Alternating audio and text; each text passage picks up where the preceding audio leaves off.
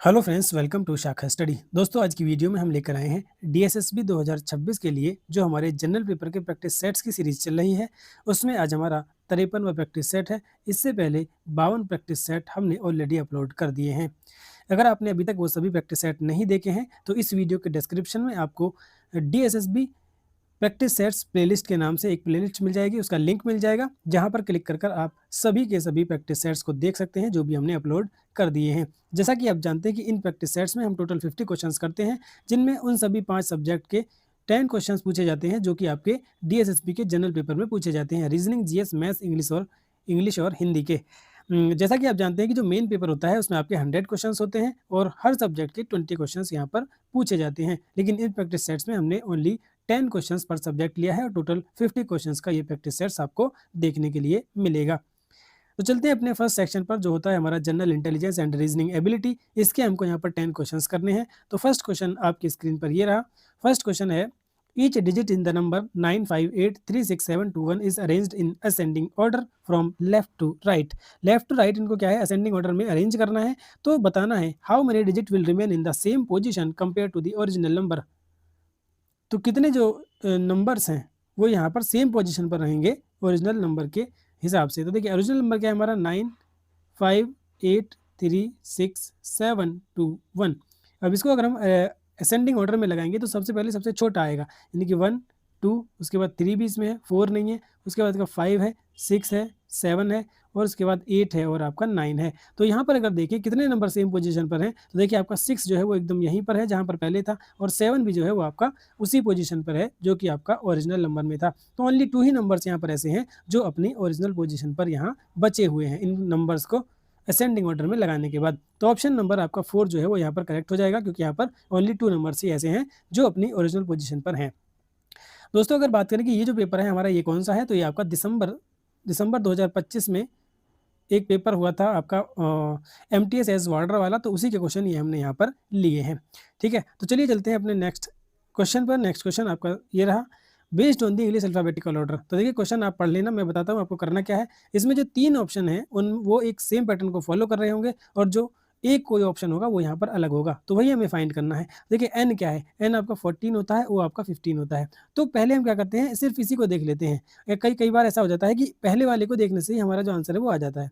ठीक है, पहला है यानी कि +1 हो रहा है, 14 से 15 आया। जी होता है आपका 7, एफ होता है 6। अब यहाँ पर देखिए, यहाँ पर आपका क्या है, -1 हुआ है, यहाँ पर 7 था तो 6 हो गया। अब नेक्स्ट देखते हैं, ई आपका 5 था तो 4 हो गया। इसका मतलब देखिए जो दो अगर हमें सेम पोजीशन मिल रही है, सेम पैटर्न मिल रहा है, तो तीसरा वाला ही आपका अलग होगा, यानी कि ये आपका अलग हो जाएगा। इसमें भी आप देख सकते हैं, एफ आपका 6 है और ये आपका 5 है, यानी कि सब में -1 हो रहा है, इसमें ही क्या है आपका +1 हो रहा है। तो बस आपका इसी से आंसर हमारा आ चुका है, यही आपका अलग है, यही ग्रुप से अलग हो जाएगा। तो ऑप्शन नंबर 1 आपका बिल्कुल करेक्ट होगा। क्वेश्चन नंबर 3 पर चलते हैं।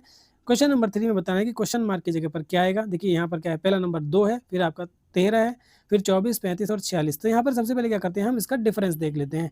तो 2 और 13 में आपका कितने का डिफरेंस है, तो आपका यहाँ पर 11 का डिफरेंस है। अब इसके बाद हम देखते हैं 13 से 24, तो यहाँ भी 11 का डिफरेंस है। 24 से 35 भी 11 का है, तो यहाँ पर भी 11 का होगा, यानी कि यूनिट डिजिट आपका 7 और 11 आप ऐड भी कर सकते हैं, तो 57 ही आपका यहाँ पर करेक्ट आंसर होगा। क्वेश्चन नंबर 4 पर चलेंगे। क्वेश्चन नंबर 4 आपके सामने ये रहा, following a certain logic 6 is related to 29। 6 29 से रिलेटेड है। ठीक है, दूसरा 9 41 से रिलेटेड है। तो बताइए आपका 12 जो है वो किससे रिलेटेड होगा।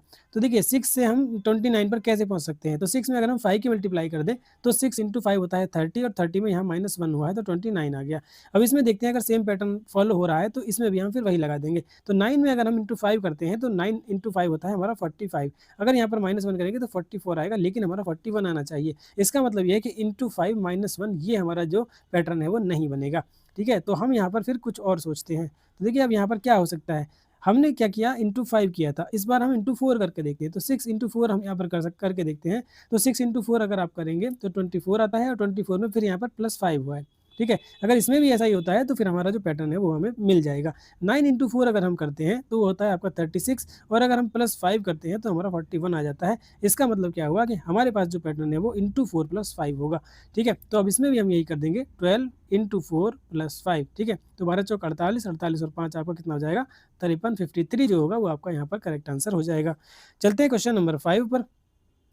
क्वेश्चन नंबर 5 आपके सामने ये रहा। यहाँ पर देखिए 2 सेट ऑफ नंबर्स दिए हैं, एक ये है और दूसरा ये है। ठीक है, यहाँ से यहाँ तक जो पैटर्न इनमें फॉलो हो रहा होगा वो इनमें से किस में फॉलो हो रहा है वो आपको देखकर बताना है। ठीक है, तो चलिए देखते हैं, फाइंड करने की कोशिश करते हैं। देखिए 10 से आया 3 यानी कि -3 हुआ है, -7 हुआ है। ठीक है, -7 हुआ है। 3 से आया 13 आपका +10 हुआ है। 13 से आया 5 तो यहाँ पर आपका क्या हुआ है, यहाँ पर आपका -8 हुआ है। क्या हुआ है, -8 हुआ है। दूसरे वाले में भी देखते हैं, अगर इसमें भी यही होगा तो फिर हमारा क्या है, पैटर्न हमें मिल जाएगा। देखिए 15 से आया 8 यानी कि -7 हुआ है, बिल्कुल सही है।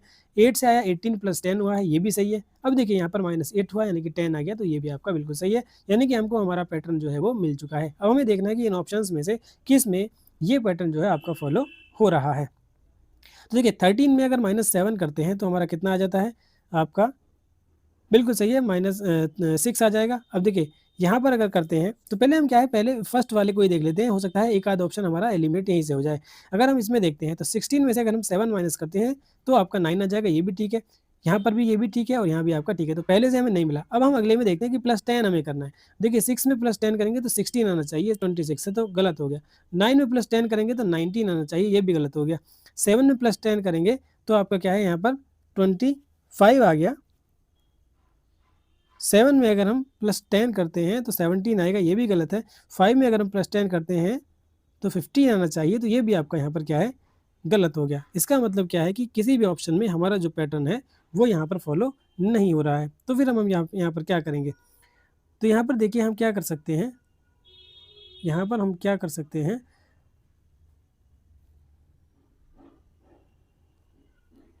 तो 13, अच्छा 12, लास्ट में -8 किस किस में हो रहा है, तो इसमें -8 नहीं हो रहा है। ठीक है, इसमें इसमें -8 हो रहा है और इसमें आपका क्या है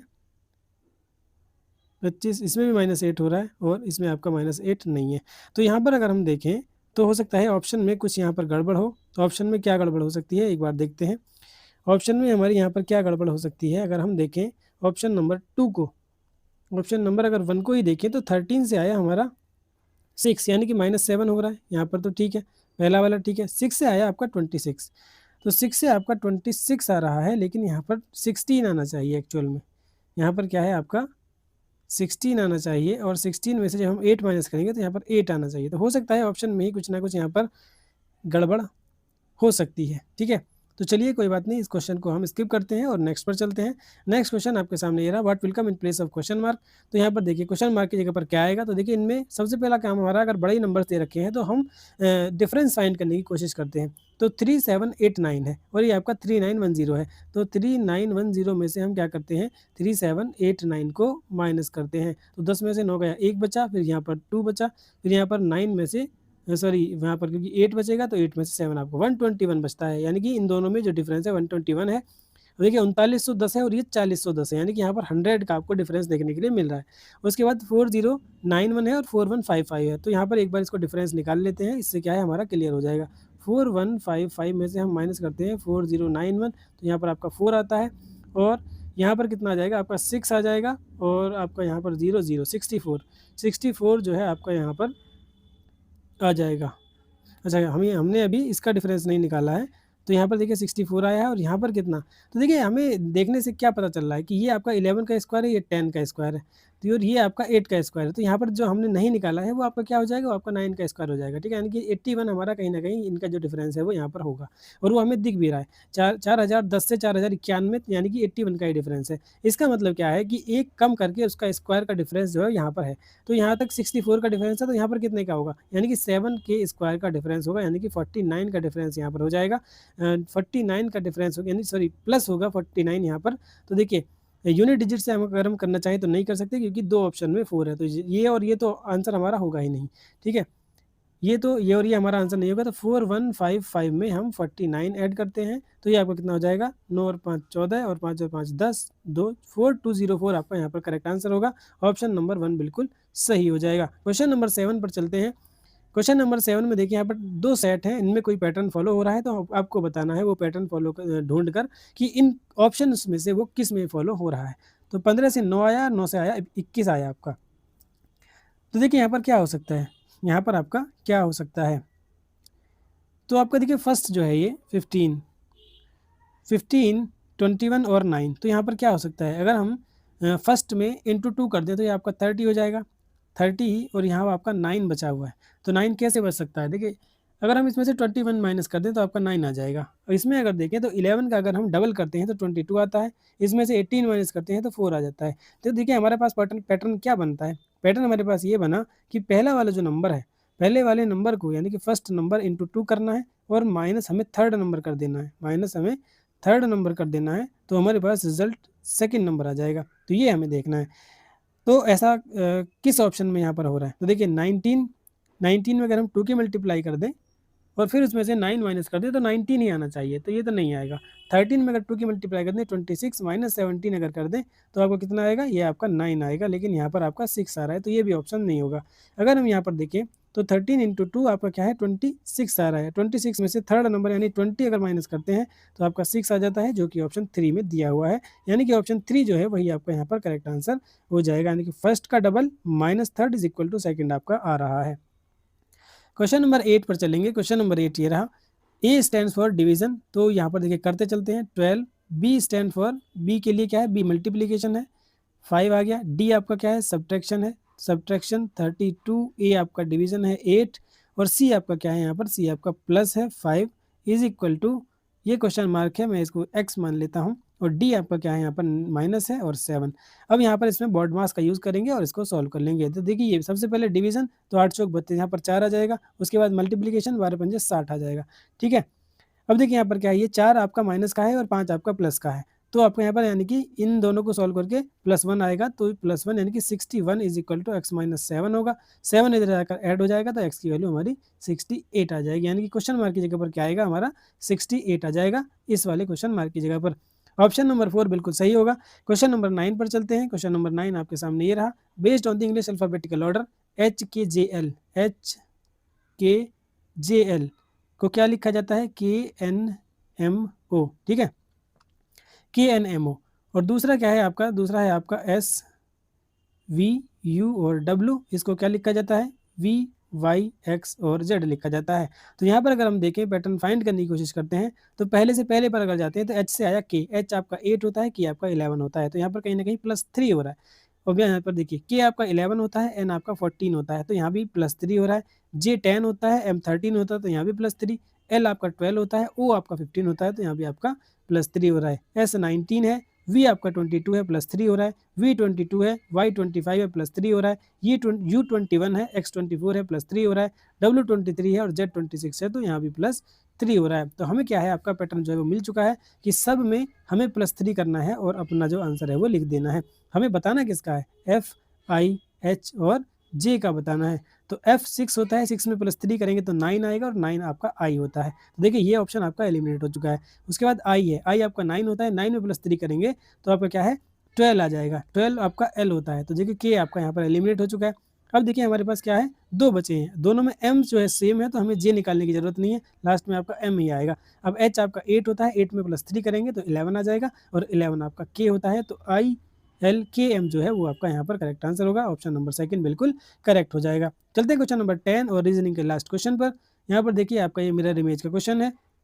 तो इस क्वेश्चन में आपको बताना है कि मिरर इमेज जो होगी वो यहाँ पर कौन सी सही होगी। तो देखिए मिरर इमेज में फॉर्मूला ये होता है कि जो वर्ड, जो लेटर मिरर के पास में है वो पास में रहेगा, जो दूर में है वो दूर रहेगा।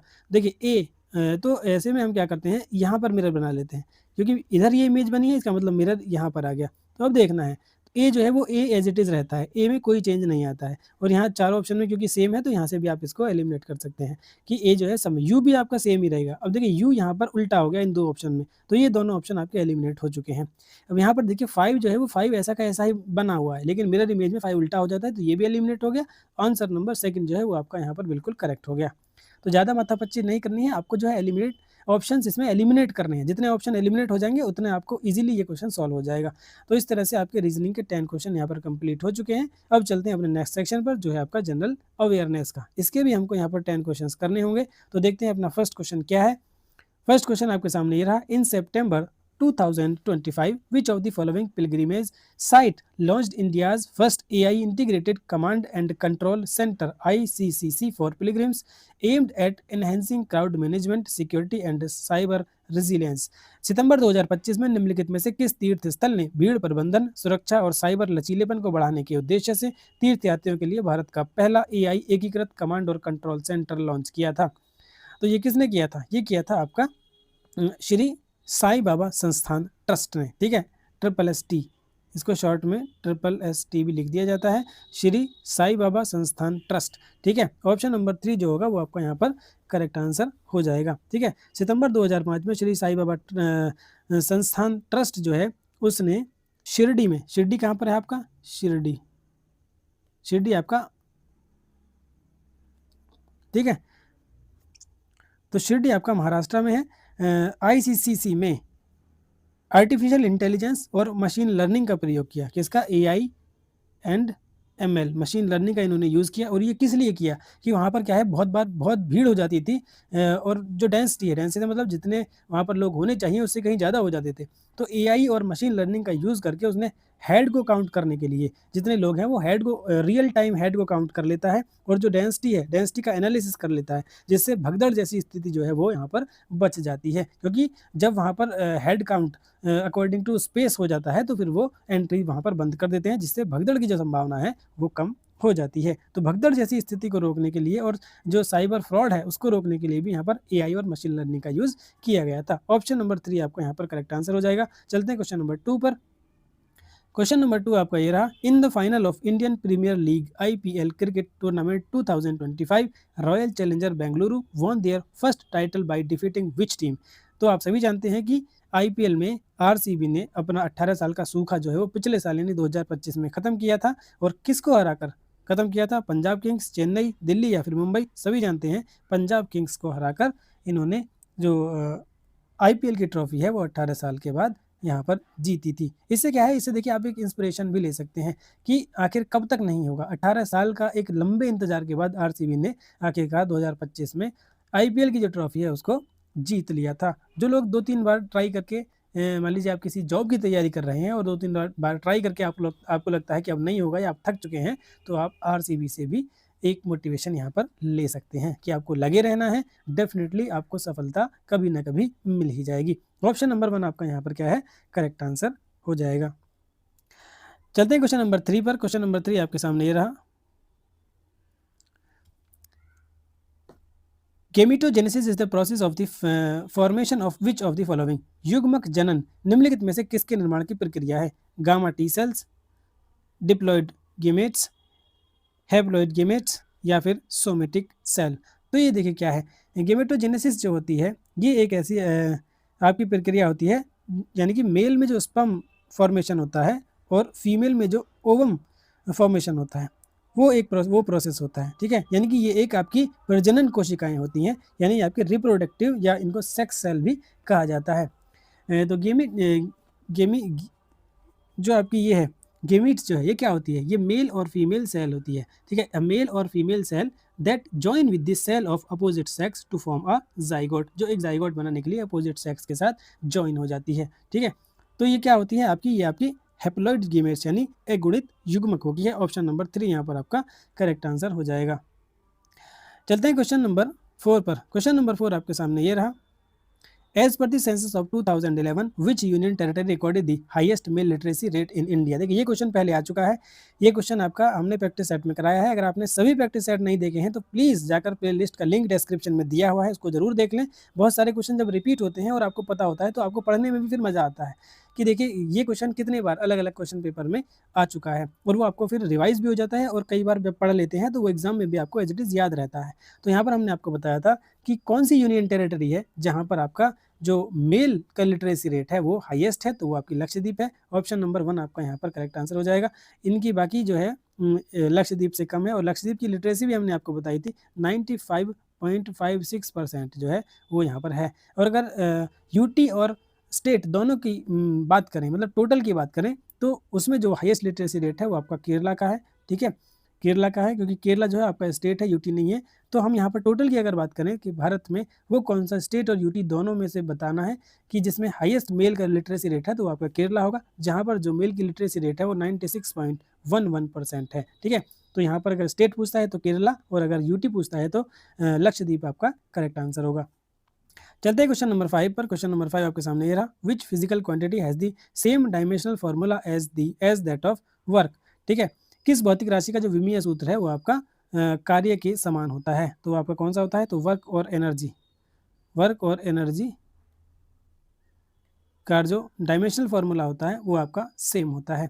ठीक है, फोर्स इनटू डिस्प्लेसमेंट आप सभी जानते हैं, फोर्स इनटू डिस्प्लेसमेंट जो है, और इसकी अगर यूनिट की बात करें तो क्या होती है आपकी, न्यूटन मीटर होती है, या उसको हम जूल भी कह देते हैं। अच्छा, यहाँ पर एक क्वेश्चन आपको और याद रखना है, कई बार पूछ लेता है कि 1 किलोवाट घंटा 1 किलोवाट आवर की जो वैल्यू होती है वो जूल में कितनी होती है, तो वो आपकी 3.6 इंटू 10⁶ जूल होती है। कई बार ये क्वेश्चन भी आपसे पूछ लेता है। और अगर हम बात करें कि इनका जो विमीय सूत्र इसने यहाँ पर पूछा है, यानी कि जो डायमेंशनल फार्मूला होता है, तो वो क्या होता है आपका वर्क और एनर्जी का, तो वो होता है आपका mL/T-2। ठीक है, ये आपका क्या है, इसका डायमेंशनल फार्मूला होता है। m यहाँ पर मास को रिप्रेजेंट करता है, l आपका लेंथ को, t आपका यहाँ पर टाइम को रिप्रेजेंट करता है। तो ये जो फॉर्मूला है ये आपका वर्क और एनर्जी दोनों का होता है। ऑप्शन नंबर 1 आपका यहाँ पर करेक्ट आंसर हो जाएगा। क्वेश्चन नंबर 6 पर चलते हैं। क्वेश्चन नंबर 6 आपके सामने ये रहा, in June 2025 the centre announced which of the following programme for nationwide capacity building in implementation of tribal scheme. जून 2025 में केंद्र ने जनजातीय योजनाओं के कार्यान्वयन में देशव्यापी क्षमता निर्माण के लिए निम्नलिखित में से किस कार्यक्रम की घोषणा की थी, तो आदि कृत्य योगी, आदि भाग्य योगी, आदि कर्म योगी, या फिर आदि क्रिया योगी। तो यहाँ पर आपका जो है आंसर होगा वो हो जाएगा आदि कर्म योगी। ऑप्शन नंबर 3 बिल्कुल सही हो जाएगा। तो इसका एम क्या था, तो जनजातीय क्षेत्रों में जो कार्यरत सरकारी कर्मचारी थी, ठीक है, कर्मचारी हैं, उनकी कार्य क्षमता और कौशल को बढ़ाने के लिए, यानी उनकी एफिशिएंसी और स्किल को बढ़ाने के लिए जो है ये कार्यक्रम चलाया गया, ताकि जो जनजातीय कल्याण योजना है उनको उनका बेहतर कार्यान्वयन जो है वो सुनिश्चित किया जा सके, यानी उनका बेहतर इंप्लीमेंटेशन वहाँ पर किया जा सके। तो ऑप्शन नंबर 3 आपका यहाँ पर करेक्ट आंसर होगा। क्वेश्चन नंबर 7 पर चलेंगे। In September 2025, which of the following days was celebrated with the theme Healthy Aging? सितंबर 2025 में निम्नलिखित में से कौन सा दिन स्वस्थ बुढ़ापा विषय के साथ मनाया गया? World physiotherapy day, world heart day, international equal pay day, या फिर वर्ल्ड एनवायरमेंटल हेल्थ डे। तो ये आपका कौन सा था? ये था आपका world physiotherapy day. Option number 1 आपका यहाँ पर करेक्ट आंसर हो जाएगा। ठीक है, और अगर बात करें कि वर्ल्ड फिजियोथेरेपी डे जो है वो किस डेट को मनाया जाता है, तो वो आपका 8 सितंबर को मनाया जाता है। ठीक है, अगर वर्ल्ड हेल्थ डे की यहाँ पर बात करें तो वर्ल्ड हेल्थ डे जो है वो आपका वर्ल्ड हार्ट डे जो है, वर्ल्ड हार्ट डे आपका सितंबर 29 को मनाया जाता है, 29 सितंबर को। और अगर बात करें इंटरनेशनल इक्वल पे डे की अगर बात करें तो 18 सितंबर को। और इंटरनेशनल एनवायरनमेंट हेल्थ डे की अगर बात करें तो मनाया जाता है आपका 26 सितंबर को। ठीक है, तो ये चारों ही डेट जो हैं वो आपको यहाँ पर याद रखनी है। आंसर जो होगा इसका यहाँ पर फर्स्ट वाला हो जाएगा, विश्व फिजियोथेरेपी दिवस। क्वेश्चन नंबर 8 पर चलेंगे। क्वेश्चन नंबर 16 सितंबर 2025 को निम्नलिखित में से कौन सा पर्यावरण से संबंधित दिवस मनाया जाता है? तो आप सभी जानते हैं कि 16 सितंबर को जो मोस्ट फेमस डे है वो है आपका वर्ल्ड ओजोन डे। विश्व ओजोन दिवस जो है वो 16 सितंबर को मनाया जाता है। ये बहुत बार एग्जाम में पूछा भी गया है। अगर बात करें इंटरनेशनल डे ऑफ बायोडाइवर्सिटी या इंटरनेशनल बायोडाइवर्सिटी डे की अगर हम बात करें तो आप सभी जानते हैं कि 22 मई को मनाया जाता है। उसके अलावा अगर हम बात करें वर्ल्ड वाटर मॉनिटरिंग डे की अगर हम यहाँ पर बात करें तो ये आपका 18 सितंबर को मनाया जाता है। और 18 सितंबर को भी हमने पिछले क्वेश्चन में भी एक डे आपको बताया था, वो कौन सा था? तो इंटरनेशनल इक्वल पे डे। क्या कौन सा? इंटरनेशनल इक्वल पे डे भी मनाया जाता है। अगर बात करें international day of preservation of forest, यानी कि वनों के संरक्षण के लिए जो अंतर्राष्ट्रीय दिवस है वो आपका कब मनाया जाता है? तो वो मनाया जाता है आपका 21 मार्च को। ठीक है, तो इस तरह से ये चारों डेट भी आपको याद रखनी है। क्वेश्चन नंबर 9 पर हम चलते हैं। क्वेश्चन नंबर 9 ये रहा, which of the following cities is not connected to the golden quadrilateral? स्वर्णिम चतुर्भुज बड़ा इंपॉर्टेंट है और कई बार आपसे क्वेश्चन पूछ लिया जाता है। कौन सा इनसे जुड़ा हुआ नहीं है? मुंबई, दिल्ली, कोलकाता और अहमदाबाद। देखिए, जो आपका स्वर्णिम चतुर्भुज है उसमें जो मेन 4 शहर हैं वो कौन-कौन से हैं, वो आप सभी जानते हैं। नॉर्थ में यानी कि ऊपर की बात करें तो सबसे ऊपर दिल्ली है नॉर्थ में, और अगर बात करें हम वेस्ट में, वेस्ट आपका इधर आ जाएगा, तो यहाँ पर आपका मुंबई आ जाता है। और अगर नीचे साउथ की बात करें तो साउथ में आपका चेन्नई आ जाता है, ठीक है। और अगर बात करें हम ईस्ट की, तो ईस्ट में आपका जो है आपका कोलकाता यहाँ पर आ जाता है, ठीक है। तो ये एक स्वर्णिम चतुर्भुज है जिसका जो इमेज है आप यहाँ पर देख सकते हैं। ये देखिए, ये स्वर्णिम चतुर्भुज की इमेज आपके सामने है।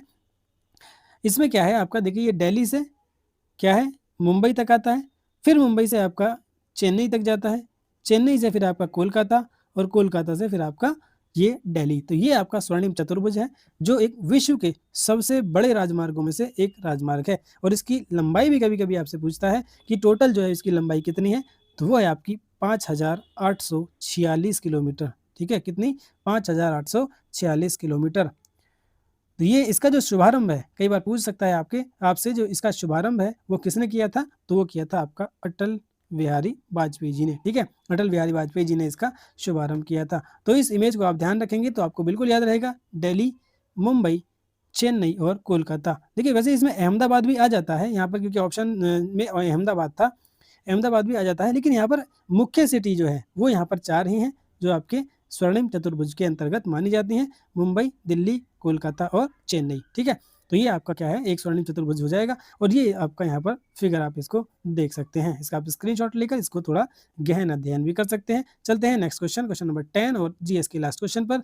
In which city was 42nd International Civil Aviation Organization ICAO Assembly held in 2025? 2025 में 42वीं अंतर्राष्ट्रीय नागरिक उड्डयन संगठन सभा किस शहर में आयोजित की गई थी? पेरिस में, मॉन्ट्रियल कनाडा में, या फिर जेनेवा स्विट्जरलैंड में, या फिर न्यूयॉर्क यूएसए में? तो ऑप्शन नंबर 2 आपका यहाँ पर एकदम करेक्ट होगा, मॉन्ट्रियल कनाडा में। तो इस तरह से आपके यहाँ पर जो 10 क्वेश्चन है जीएस के वो कंप्लीट हो जाते हैं। अब चलते हैं अपने नेक्स्ट सेक्शन पर जो है आपका मैथमेटिकल एंड न्यूमेरिकल एबिलिटी का। इसके भी हमको यहाँ पर 10 क्वेश्चंस करने होंगे। तो चलिए चलते हैं, अपना फर्स्ट क्वेश्चन देखते हैं। ₹2014 is distributed among 223 children in such a way that each girl gets 10 rupees and each boy gets 8 rupees. Find the number of boys. ठीक है, तो यहाँ पर क्या है, 2014 रुपये हैं, उनको 232 बच्चों में इस तरह से विभाजित करना है, इस तरह से बांटना है कि प्रत्येक लड़की को 10 रुपये मिले और प्रत्येक लड़के को 8 रुपये मिले। तो बताइए कि लड़कों की संख्या कितनी है, ठीक है। नंबर ऑफ बॉयज़ यहाँ पर पूछा है कितना है। तो देखिए बड़ा ही आसान तरीका मैं आपको बताने वाला हूँ। सबसे पहले क्या है, हमारे पास नंबर ऑफ रुपीज़ जो है वो 2014 है, ठीक है। इनको कितने बच्चों में बांटना है, इनको 232 बच्चों में बांटना है, ठीक है। अब देखिए 232 बच्चों को अगर हम सबको 10-10 रुपये दे देंगे, अगर हम मान लीजिए सबको 10-10 रुपये यहाँ पर दे देते हैं, तो कितने रुपए हमारे पास हो जाएंगे, तो 2320 रुपये हो जाएंगे। लेकिन हमारे पास टोटल रुपये तो 2014 ही हैं। तो हम क्या करते हैं, हम सबको 10 रुपये ना देकर, अब देखिए इसने कहा कि लड़कों के पास जो है 8 रुपये हैं और लड़कियों के पास जो है 10 रुपये हैं। इसका मतलब ये होगा कि लड़के और लड़की दोनों के पास कम से कम 8-8 रुपये तो होंगे ही होंगे। तो हम क्या करते हैं, इसमें पहले 8 की मल्टीप्लाई कर लेते हैं, ठीक है। सबको पहले हमने क्या किया, सबको 8-8 रुपये यहाँ पर दे दिए, ठीक है। जब हमने इनको 8-8 रुपये दे दिए तो टोटल जो रुपये हैं आपके 1856 बन जाते हैं, ठीक है। आप इसकी मल्टीप्लाई करेंगे तो 1856 आएगा। तो 1856 रुपये जो है इन सब के पास अब पहुंच चुके हैं। लेकिन रुपए हमारे पास थे कितने, रुपए थे हमारे पास 2014। तो कितने रुपए बचे, इसको यहाँ पर माइनस कर लेंगे। तो हमारे पास जो टोटल रुपए अब यहाँ पर बचे हुए हैं वो देखिए कितना बचेगा, 6 और 8 14, ठीक है। उसके बाद आता है हमारा 5 और 5 10, और यहाँ पर आ जाएगा 158 रुपये जो है वो भी यहाँ पर बच गए हैं। अब इसने कहा था कि प्रत्येक लड़के को 8 रुपये मिलते हैं, ठीक है। तो अब हमें लड़कों को तो ये रुपये देने नहीं है। अब ये जो रुपये बचे हैं इनमें से 2-2 रुपये हमें हर लड़की को देने हैं, ठीक है। तो 158 जो रुपये हैं, 158 जो रुपये हैं, इनमें से 2-2 रुपये हर लड़की को देने हैं। तो कितनी लड़कियां हो जाएंगी, तो देखिए 2 7 14 और 2 9 18। इसका मतलब ये हुआ कि 79 गर्ल्स जो हैं वो वहाँ पर हैं जिनको टोटल 10-10 रुपये मिले हैं। लेकिन इसने हमसे पूछा क्या है, इसने हमसे पूछा है कि लड़कों की संख्या बताइए। तो अब आसान है, क्योंकि 232 टोटल बच्चे हैं और 79 उसमें क्या है आपकी गर्ल्स हो गई, 79 गर्ल्स हो गई। तो बॉयज़ की संख्या यहाँ पर कितनी हो जाएगी, 232 में से हम 79 माइनस कर देंगे, आंसर आपका यहाँ पर आ जाएगा, ठीक है। तो यहाँ पर देखिए माइनस करते हैं इसको, 79 जब माइनस करेंगे तो 9 और 3 12, यूनिट डिजिट आएगा आपका 3, तो यूनिट डिजिट सब में 3 है। उसके बाद यहाँ पर देखिए यहाँ पर 2 बचता है, तो 7 5 12 53, यानी कि 153 जो होगा वो आपका यहाँ पर नंबर ऑफ बॉयज़ की जो टोटल नंबर है, टोटल संख्या है वो 153 है, और गर्ल्स की जो टोटल संख्या है वो यहाँ पर 79 है। गर्ल्स को 10 रुपीज़ और बॉयज़ को 8 रुपीज़ मिले हैं। तो यहाँ पर 232 बच्चों के टोटल मिलाकर 2014 रुपये जो है वो यहाँ पर हो जाते हैं। आप इसको जो हमने तरीका पहले बताया था उससे भी कर सकते थे, सबको 10-10 रुपए दे सकते थे और जो आपका क्योंकि 2320 बन रहे थे, तो फिर उसको माइनस करके फिर उसको 22 से डिवाइड कर देते, तो यहाँ पर क्या आ जाती है हमारी नंबर ऑफ बॉयज़ ही आ जाते। चलिए चलते हैं नेक्स्ट क्वेश्चन पर। नेक्स्ट क्वेश्चन आपके सामने ये रहा। Two friends X and Y started a business with initial capital 27,000 and 22,000. At the end of year, they made a profit of 28,126 rupees. Find X share in the profit. इसने कहा कि X और Y जो है invest करते हैं कितना कितना, एक करता है 27,000 और दूसरा करता है भाई 22,000। इसने कहा कि एंड में जो उनका प्रॉफिट हुआ वो 28,126 रुपये हुआ। तो पहले हम क्या करते हैं, हमने आपको बता रखा है कि जिस रेशो में वो इन्वेस्ट करेंगे उसी रेशो में उनको उनका जो लाभ है वो बट जाएगा। तो यहाँ पर हम इसको रेशो में तोड़ लेते हैं, तो 3 जीरो से 3 जीरो कटेगी, तो 27/22 आपका यहाँ पर आ गया। ठीक है, इसने कहा है कि एक्स का हिस्सा बताइए। टोटल कितना है आपका 28,126 है, और अगर इन दोनों का टोटल करें तो आपका कितना आएगा, ये आ जाएगा आपका 49। ठीक है, टोटल 49 निकालना हमें कितना है, 27 का निकालना है, तो 27 टोटल है 49 और रुपये में लाभ कितना है 28,126। ठीक है, तो बस अब इसको हम यहाँ पर क्या करेंगे, इसको यहाँ पर सॉल्व कर लेंगे। तो देखिए आपका सॉल्व हो जाएगा, ये आपका 7 से कट जाएगा। तो देखिए क्योंकि जो नंबर है वो आपका एग्जैक्ट आ रहा है, तो डेफिनेटली ये 7 से दोनों कटेंगे, तो 7 चौक 28, एक बचा ना जाने की 0, 7 एकम 7 और फिर 56 बचेगा, तो 7 अट्ठे 56, ये फिर से 7 से जरूर कटेगा क्योंकि 7 सत्ते 7 छिंग 42, 6 बार भी नहीं, 7 पंजे 35। ठीक है, 51 बचा, 7 सत्ते 49, फिर 28 बचा, तो 7 चौक 28। देखिए ये आपका यहाँ पर बच चुका है। अब 27 की मल्टीप्लाई हमको 574 में करनी है और आंसर आपका यहाँ पर आ जाएगा। तो 574 की 27 में करनी है, तो 574 देखिए जब हमने इसको 7 से कट किया था तो ये आपका कितना आ रहा था 4018, तो डेफिनेटली ये 4018 आएगा। और यहाँ पर हम 2 की मल्टीप्लाई कर लेंगे, तो 2 चौके 8, 2 सत्ते 14, 2 पंजे 10 और 11, तो 8 9 4 5 1, 15,498 रुपये जो होगा वो आपका यहाँ पर करेक्ट आंसर होगा। ऑप्शन नंबर 1 बिल्कुल सही हो जाएगा। चलते हैं क्वेश्चन नंबर 3 पर। क्वेश्चन नंबर 3 आपके सामने ये रहा। A clothing store sells 60% of its stock at 5% loss and remaining 40% at 10% profit. The total cost price of all item is 10,000. Find the net profit. तो देखिए इसने हमें सीपी ऐसा दिया है कि हम इजीली इसको सॉल्व कर सकते हैं। 10,000 इसने दे रखा है, तो हम चाहें तो 10,000 से सॉल्व कर लें और चाहें तो इसको 100 से भी सॉल्व कर सकते हैं। देखिए पहले मैं आपको इसको 100 से बता देता हूँ। 100 से इसने क्या किया कि पहले जो 60% है, यानी तो 100 का 60% 60 और 100 का 40% 40, इसको इसने 5% के लॉस पर बेचा है, यानी कि 5% का लॉस मतलब 95 डिवाइडेड बाई 100, और यहाँ पर 10% का प्रॉफिट मतलब 110/100। ठीक है, 2 जीरो से 2 जीरो यहाँ पर कट जाती है। तो जो दूसरी वाली दूसरा वाला जो इसने मतलब 40% जो चीज़ है वो इसने 44 रुपये की बेची। ठीक है, और जो 60% चीज़ थी, तो 1 जीरो से 1 जीरो काटेंगे, 5 से ये 19 बार, 5 से ये 2 बार, 2 से ये आपका 3 बार, तो 19 57।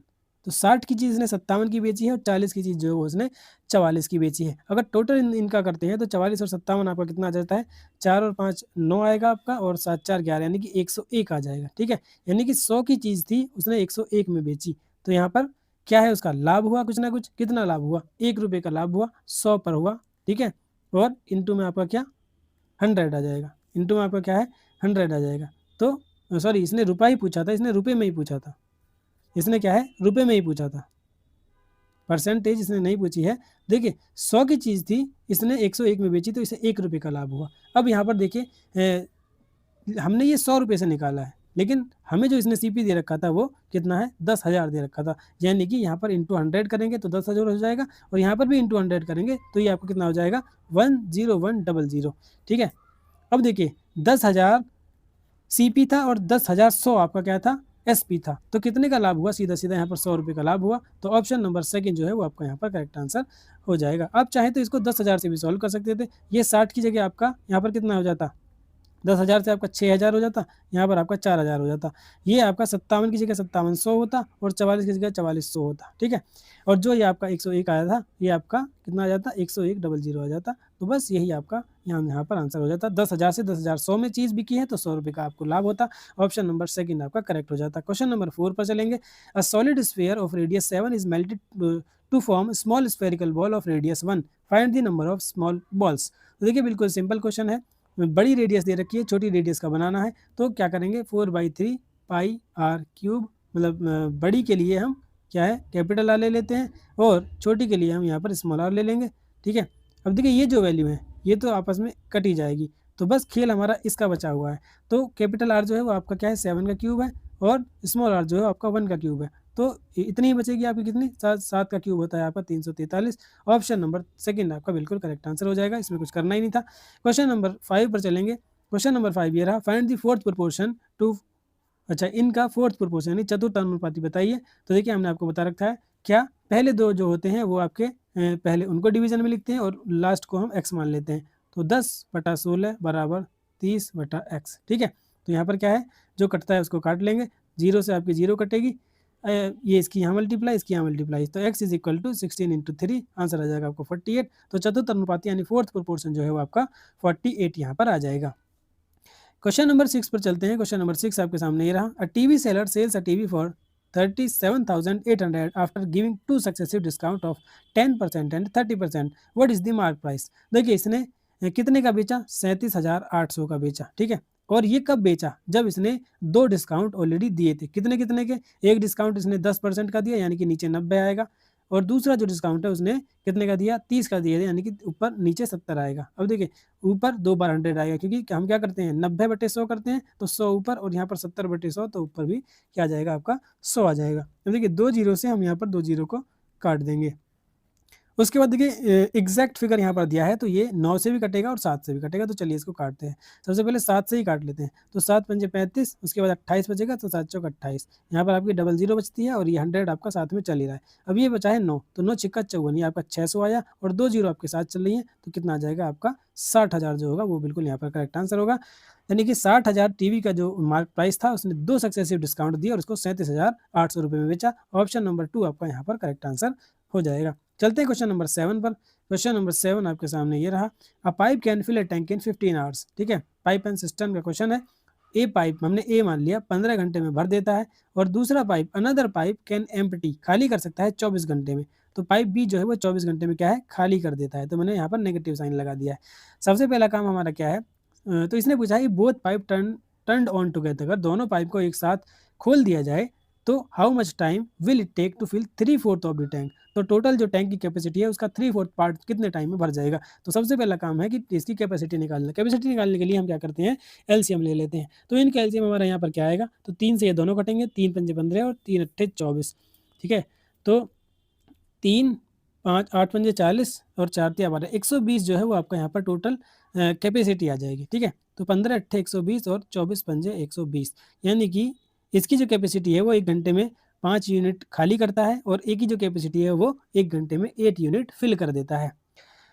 तो अब ये कह रहा है कि अगर दोनों को साथ खोला जाए, तो देखिए अगर दोनों को ए प्लस बी को हम एक साथ अगर खोल रहे हैं तो कितना पानी भरा जाएगा, ये 8 भरेगा, ये 5 एम्प्टी कर देगा, यानी कि ओनली 3 लीटर पानी ही उसमें भरा जाएगा। अब इसने कहा है कि 3/4, टोटल 120 है, टोटल कितना है, टोटल 120 है, तो 120 का 3/4 यानी कि 3/4, इतना पार्ट कितने टाइम में भर जाएगा, दोनों को हम साथ में खोलते हैं। तो कैपेसिटी क्या है, 3 कैपेसिटी है, तो यानी कि 1/3 हो जाएगा। 3 से 3 गया और 4 तिया 12, 30 घंटे का टाइम उसको लगेगा। ऑप्शन नंबर 3 यहाँ पर करेक्ट आंसर हो जाएगा। चाहे तो आप इसके पहले जो 3/4 कैपेसिटी की यहाँ पर बात हो रही है बच्चों की तरह, उसको निकाल सकते हैं। 120 मल्टीप्लाई 3/4, 4 से इसको काटा, 4 तिया 12, 30 तिया 90 हो गया, 90 से इसको 3 से डिवाइड किया, तो फिर हमारे यहाँ पर 30 आ गया। ऐसे भी आ सकता है। ऑप्शन नंबर 3 आपका यहाँ पर करेक्ट आंसर आ जाएगा। चलते हैं क्वेश्चन नंबर 8 पर। क्वेश्चन नंबर 8 आपके सामने ये रहा, if 78 horses can eat 285 kg of corn in 60 days, how many days can 8 horses eat 741 kg of corn। ये बिल्कुल वही क्वेश्चन है कि इतने लोग इतने दिन में इतना काम इतने दिन में करते हैं, तो कितने लोग कितने दिन में कितना काम कर लेंगे। MDH/W1 मतलब M1D1H1, ये जो फॉर्मूला हमने आपको बता रखा है, M1D1H1 डिवाइडेड बाई W1 और M2D2H2 डिवाइडेड बाई W2। बस इसी फॉर्मूले को यहाँ पर यूज़ करना है। हॉर्सेस कितने हैं, हॉर्स को मैन की जगह रिप्लेस करेंगे, 78 इंटू, अच्छा काम कितना हो रहा है, ये 285 किलो कॉर्न को खा रहे हैं, ठीक है।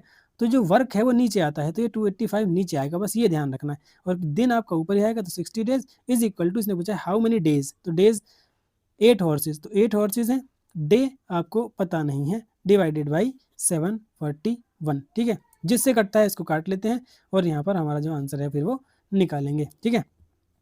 देखिए आपका किससे कटेगा, तो 7 और 1 8 4 12, ये 3 से कटेगा, तो अब देखिए इन दोनों की जो डिजिट का सम है वो 3 से डिवाइड हो रहा है, तो डेफिनेटली ये दोनों ही नंबर 3 से डिवाइड होंगे। तो 3 9 जा 27 होता है और 15 बचा, तो 3 5 जा 15 हो जाएगा। इसको 3 से डिवाइड करते हैं तो 3 2 जा 6 और आपका 3 4 जा 12 और 3 7 जा 21। अब ये देखिए ये आपका 5 और 19 से डिविजिबल होगा, ठीक है। तो अब देखिए ऑप्शन पर नजर डालिए, ऑप्शन जो है वो आपके पॉइंट में नहीं है, इसका मतलब ये कि ये एग्जैक्ट 19 से भी डिविजिबल होगा ही होगा, ठीक है। तो हम इसको 19 से करते हैं, ये आपका 5 टाइम्स, इसको 19 से करते हैं तो 19 एकम 19, ठीक है, और ये 57, 19 57, ये आपका 13 बार यहाँ पर क्या है कट चुका है, 13 बार आपका ये कट चुका है, ठीक है। अब यहाँ पर देखिए इस 5 से काटते हैं 60 को, ये कितने बार कटेगा, तो 12 पंजे 60, ये 12 बार कटा।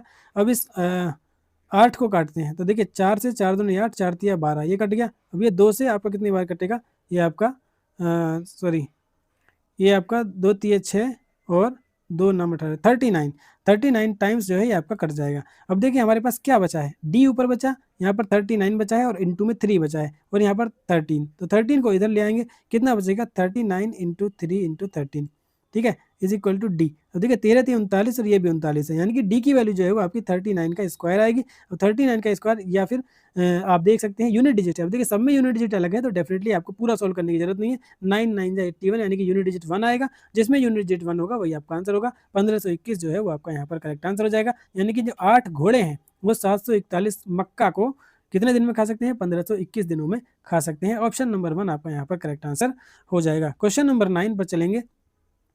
Selling an article for 387 result in a 14% loss. Find the loss percentage if it sold for 108। तो इसको एकदम सिंपल तरीके से आपको मैं यहाँ पर बताने जा रहा हूँ। इसने कहा कि 387 रुपये में अगर वो बेचता है तो उसको 14% का लॉस होता है, यानी कि 14% का लॉस मतलब 100 माइनस 14 तो आ जाएगा आपका 86, ठीक है। हम यहाँ पर क्या है पहले इसका CP निकाल लेते हैं, तो ये आज कितना आ जाएगा इंटू में 100। अब जब इसको हम यहाँ पर डिवाइड करते हैं तो ये देखिए सबसे पहले 2 से काट लेते हैं, ये आपका 43 बार, ये आता है आपका 50 बार।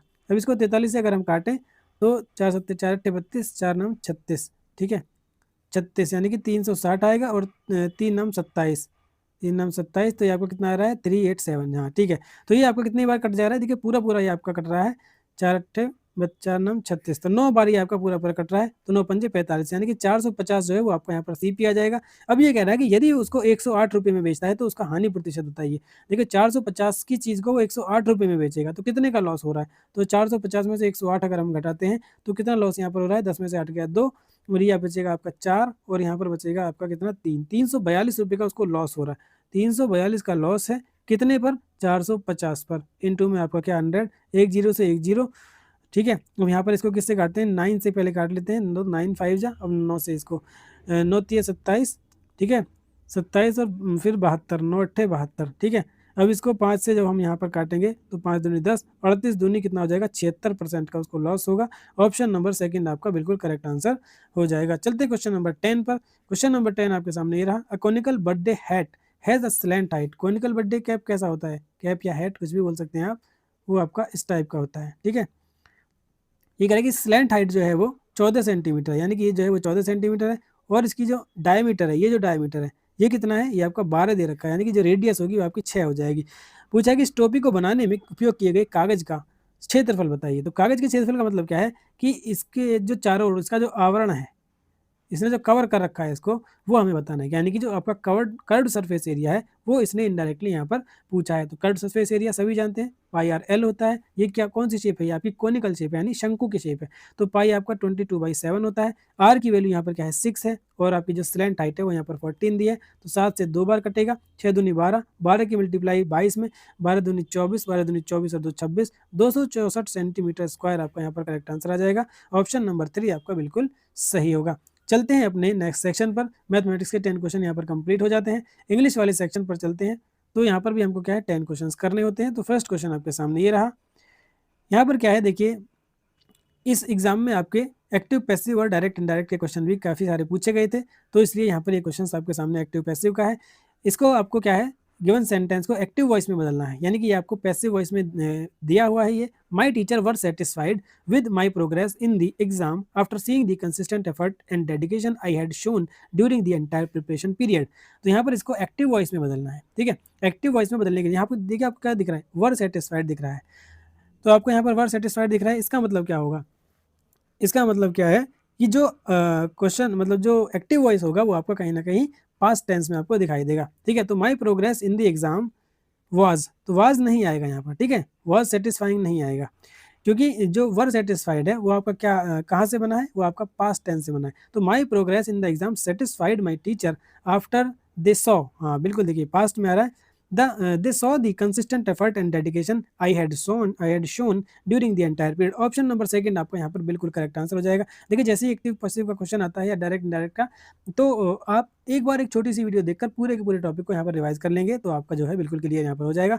सेकंड आंसर यहाँ पर आपका बिल्कुल सही होगा। क्वेश्चन नंबर 2 पर चलेंगे। क्वेश्चन नंबर 2 यहाँ पर देखिए, select the option that rectifies the underline incorrectly spelled word. ये इनकरेक्टली दिया हुआ है, इसको आपको क्या है सही करना है। The principal delivered an inaugural speech on independence day. Inaugural का मतलब क्या होता है, जो मतलब शुरुआत की स्पीच होती है, जो बिगिनिंग किसी भी फंक्शन की जो बिगिनिंग होती है उसमें जो स्पीच दी जाती है उसको इनॉग्रल स्पीच कहते हैं। तो उसका यहाँ पर क्या है, आपसे करेक्ट स्पेलिंग पूछे इनॉग्रल की, तो उसकी जो करेक्ट स्पेलिंग होती है आपके सामने वो क्या होती है, INAUGURAL। ठीक है, इनॉग्रल, इनॉग्रल यहाँ पर कहाँ है, ऑप्शन नंबर 3 में लिखा है, तो यही आपका बिल्कुल करेक्ट आंसर होगा। क्वेश्चन नंबर 3 पर चलिए। क्वेश्चन नंबर 3 आपके सामने ये रहा, David said I am meeting सारा एट 5 PM। ये क्या है आपका डायरेक्ट स्पीच दिया है, इसको इनडायरेक्ट में चेंज करना है। ठीक है, तो डेविड सेड दैट, बिल्कुल जो आपके कॉमा इन्वर्टेड कॉमा है उनको दैट आ जाएगा, ही डैश सारा एट डैश। ठीक है, अब देखिए ऑप्शन पर अगर हम यहाँ पर नज़र डालते हैं, ऑप्शन पर अगर हम नज़र डालें तो देखिए यहाँ 5 o'clock लिखा है। ठीक है, तो ओ क्लॉक का कोई मतलब नहीं आता क्योंकि यहाँ पर हमें PM दिया है, तो दो ऑप्शन तो आपके देखते ही गलत हो जाते हैं। अब वॉज मीटिंग आएगा या इज मीटिंग आएगा, इसका आपको क्या है यहाँ पर डिसाइड करना है। तो देखिए यहाँ पर क्या आएगा, इनडायरेक्ट स्पीच है और इसको अगर देखें तो ये आपका पास्ट है। डेविड सेड, डेविड ने कहा, यानी कि पास्ट की बात हो रही है, तो जो आपका ये इन्वर्टेड कॉमास के अंदर है वो भी क्या है आपका पास्ट में बदल जाएगा। तो David said that he was meeting Sarah at 5 PM। Option number 1 आपका यहाँ पर एकदम करेक्ट आंसर हो जाएगा। चलते हैं क्वेश्चन नंबर 4 पर। क्वेश्चन नंबर 4 आपके सामने ये रहा, यहाँ पर क्या है देखिए आपका पैसिव वॉइस में इसको बदलना है, एक्टिव में आपका दिया हुआ है, the engineers had designed the bridge with the advance technology to withstand severe earthquake. ठीक है, तो यहाँ पर क्या है, हम इसमें क्या करते हैं, जो सब्जेक्ट है उसको ऑब्जेक्ट और जो ऑब्जेक्ट है उसको सब्जेक्ट बनाया जाता है। तो द इंजीनियर हैड डिजाइंड, ये क्या आ गया आपका, ये आपका वर्ब आ गया। द क्या बनाया उन्होंने, द ब्रिज। ठीक है, तो यहाँ पर जो सब्जेक्ट होगा वो आपका द ब्रिज हो जाएगा। द ब्रिज हैज़ बीन, तो हैज़ बीन यहाँ पर नहीं आएगा, क्यों, क्योंकि यहाँ पर देखिए हैड है, यानी कि पास्ट परफेक्ट की यहाँ पर बात हो रही है। तो यहाँ पर देखिए ऑप्शन जो होगा वो यहाँ पर कौन सा सही हो जाएगा। तो अगर हम बात करें द ब्रिज हैज़ बीन, तो ये तो नहीं होगा, द ब्रिज विल का कोई मतलब यहाँ पर नहीं है। तो the bridge had been designed with advance technology to withstand severe earthquake by the engineer. ये बिल्कुल यहाँ पर एकदम करेक्ट आंसर होगा। ऑप्शन नंबर 3 आपका बिल्कुल सही हो जाएगा, वाज का यहाँ पर कोई मतलब नहीं है। ठीक है, तो ये आपका बिल्कुल सही आंसर हो जाएगा, ऑप्शन नंबर 3। क्वेश्चन नंबर 5 पर चलते हैं। क्वेश्चन नंबर 5 देखिए, आपका सेंटेंस को एक्टिव में बनाना है। तो his father is known to me for the guidance and support that have always been offered in both professional and personal matter over the years। तो I am knowing क्या होता है, ठीक है, तो ये तो आपका देखते ही गलत हो जाएगा। ठीक है, ऑप्शन नंबर 1 आपका यहाँ पर देखते ही गलत हो जाएगा। अगर हम बात करें सेकंड की, तो his father knows me, knows नहीं आएगा। ठीक है, नोन से नोज कोई रूल ही नहीं है। I have known to his father for the guidance and support he has always offered in both professional and personal matter over the years। I know his father for the guidance and support। I know his father, I know his father, हाँ, his father is known। I know, अच्छा हाँ, क्या है देखिए यहाँ पर आपको is known दिखाई दे रहा है, तो इज आपका किस में आता है, जब जो आपका प्रेजेंट इंडेफिनिट होता है उसको जब हम क्या है पैसिव में चेंज करते हैं तो आपका यहाँ पर क्या है इसका यूज़ हम करते हैं। तो I know his father for the guidance and support he has always offered in both professional and personal matter over the years. तो ऑप्शन नंबर 4 जो होगा वो आपका यहाँ पर करेक्ट आंसर हो जाएगा। चलते हैं क्वेश्चन नंबर 6 पर। क्वेश्चन नंबर 6 आपके सामने ये रहा, select the option that rectifies the incorrectly spelled word in the given sentence. इस सेंटेंस में क्या तो आपको सिर्फ इन चार, ये जो 4 वर्ड्स दिए हुए हैं इन पर नज़र डालनी है कि इनमें कौन सा जो है वो सही है और कौन सा गलत है। यानी कि इस सेंटेंस में एक वर्ड ऐसा है इन चारों में से जो गलत दिया है और यहाँ पर इस ऑप्शन में वो सही दिया हुआ है। तो अगर हम बात करें क्रेडिबिलिटी की, तो क्रेडिबिलिटी में कभी भी डबल एल नहीं आता है, इसका मतलब ये यहाँ पर सही है यहाँ पर गलत है। इंश्योर की बात करें तो कभी भी ए से स्टार्ट नहीं होता है, इंश्योर यहाँ पर एकदम सही है। रिसर्च की स्पेलिंग यहाँ पर गलत है, SEARCH आता है। तो देखिए 3 ऑप्शन जो है वो हमारे छट चुके हैं। कॉन्शियस जो है, अगर यहाँ पर हम बात करें कॉन्शियसियस, तो यहाँ पर ये आपका गलत दिया है और यहाँ पर इसको रेक्टिफाई करके सही लिखा गया है। तो ऑप्शन नंबर 1 जो होगा वो आपका यहाँ पर बिल्कुल सही हो जाएगा। क्वेश्चन नंबर 7 पर चलते हैं। सेंटेंस क्या है आपका दिया है एक्टिव वॉइस में, ठीक है। Select the option that expresses the given. अच्छा, एक्टिव वॉइस में यहाँ पर दिया है, ये जो सेंटेंस है आपका पैसिव में दिया है, तो इसको एक्टिव में हमें बताना है कि वो कौन सा है। The book was handed to the astrologer by the old priest with trembling fingers, ठीक है। तो इसको क्या है एक्टिव वॉइस में बताना है, ये पैसिव में दिया हुआ है, तो ऑब्जेक्ट को हम सब्जेक्ट बनाएंगे। The book was handed to the astrologer, तो यहाँ पर जो हमारा सब्जेक्ट बनेगा, यहाँ पर जो हमारा सब्जेक्ट बन जाएगा वो क्या बन जाएगा, किसने दी थी book, by the old man. तो बाई जिसके साथ लगा है वो हमारा क्या है, वो हमारा यहाँ पर सब्जेक्ट होता है। तो बाय दी ओल्ड प्रीस्ट, तो द ओल्ड प्रीस्ट से हमारा क्या है यहाँ पर सेंटेंस स्टार्ट होगा। तो द एस्ट्रोलॉजर से नहीं होगा, ट्रेम्बलिंग से नहीं होगा, द बुक नहीं होगा, ठीक है। तो देखिए यहाँ पर तो ऑप्शन हमारे ऐसे ही एलिमिनेट हो जाते हैं। तो ऑप्शन नंबर 1 ही बचता है, the old priest handed the book to the astrologer with trembling fingers. Option number 4 आपका बिल्कुल करेक्ट हो जाएगा। क्वेश्चन नंबर 8 पर आते हैं। क्वेश्चन नंबर 8 है select the incorrectly spelled word. तो इसमें इनकरेक्टली स्पेल्ड वर्ड होता है गवर्नमेंट, इंडिपेंडेंट, ठीक है, सेपरेट या फिर इमीडिएट। तो देखिए यहाँ पर क्या है, गवर्नमेंट, गवर्नमेंट भी ठीक है, इंडिपेंडेंट भी ठीक है, सेपरेट भी ठीक है और इमीडिएट भी ठीक है।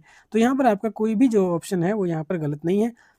अक्सर यहाँ पर देखिए क्या पूछा जाता है, जो गवर्नमेंट है ना, इसके इस एन को यहाँ पर हटा दिया जाता है, गवर्नमेंट ऐसे लिख दिया जाता है, ठीक है। और आपसे पूछा जाता है कि बताइए इसमें गलत क्या है। तो यहाँ पर हो सकता है कि यही हो और राइटिंग में मतलब टाइपिंग में ये मिस्टेक हो गया हो सकता है गवर्नमेंट को गवर्नमेंट लिखा हो, एन यहाँ पर ना हो। तो ये याद रखना है कि यहाँ पर एन और एम जो है वो साथ में आते हैं, जो कि ऑप्शन 1 में दिया हुआ है। वैसे यहाँ पर ये चारों ही जो वर्ड हैं वो सही लिखे हुए हैं। क्वेश्चन नंबर 9 पर चलेंगे। यहाँ पर क्या है, आपको सेलेक्ट करना है ऑप्शन जो आपका डायरेक्ट स्पीच में है। यहाँ पर क्या है, इनडायरेक्ट स्पीच दी हुई है। He said that he had completed his work. तो यहाँ पर देखिए क्या आएगा, ही सेड के बाद दैट है, तो ही सेड के बाद आपका कोमा और इन्वर्टेड कोमा आएगा, ठीक है।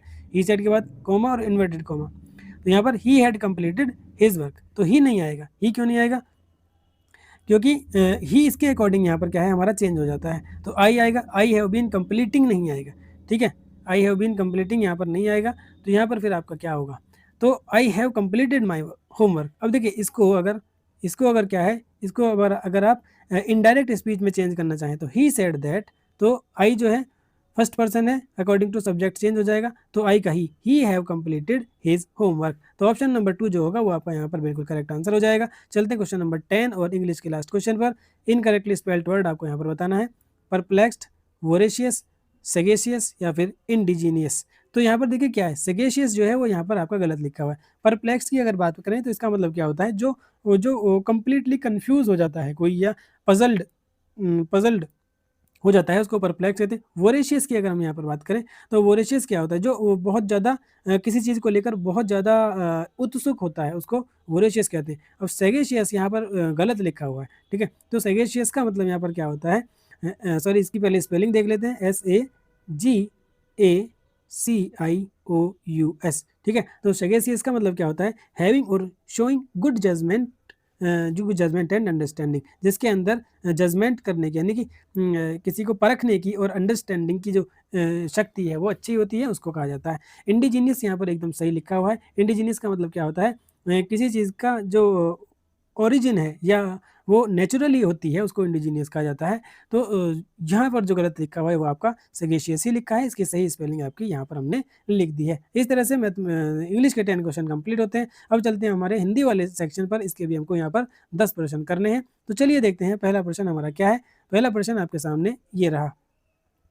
रमेश को उसकी इच्छा के अनुसार एक बहुत अच्छे संस्थान में नौकरी मिल गई। रेखांकित वाक्यांश के लिए सार्थक शब्द। तो उसकी इच्छा के अनुसार का मतलब क्या होता है, ईप्सित, इतिव्रत, आत्मोत्सर्ग या फिर अहेतुक। तो अहेतुक का हमने आपको पिछले 1 या 2 प्रैक्टिस सेट पहले ही बताया था। अहेतुक का मतलब होता है जो बिना किसी कारण के हो या जो बिना किसी स्वार्थ के किसी काम को करता हो, ठीक है, बिना स्वार्थ के या बिना किसी कारण के, ठीक है। आत्मोत्सर्ग की का मतलब क्या होता है, जो अपने हित का या अपने खुद का तो त्याग कर लेता है, स्वयं के हित का त्याग कर लेता है किसी दूसरे के चक्कर में, उसको आत्मोत्सर्ग कहते हैं। इतिव्रत की अगर बात करें तो कोई घटना या कोई वृत्तांत जो होता है उसका जो बिल्कुल क्रोनोलॉजिकल हम बताते हैं स्टोरी, यानी कि उसका जो क्रमबद्ध विवरण है उसको कहा जाता है। ठीक है, ईप्सित का क्या होता है? ईप्सित मतलब जो बिल्कुल चाहा हुआ है, यानी अपनी इच्छा के अनुसार हो जाना, उसको कहा जाता है ईप्सित। तो ऑप्शन नंबर 1 जो है वो आपका यहाँ पर एकदम सही उत्तर होगा। प्रश्न नंबर 2 पर चलते हैं। प्रश्न नंबर 2 है उचित कारक एवं उससे संबंधित चिन्ह वाले विकल्प का प्रयोग करना है।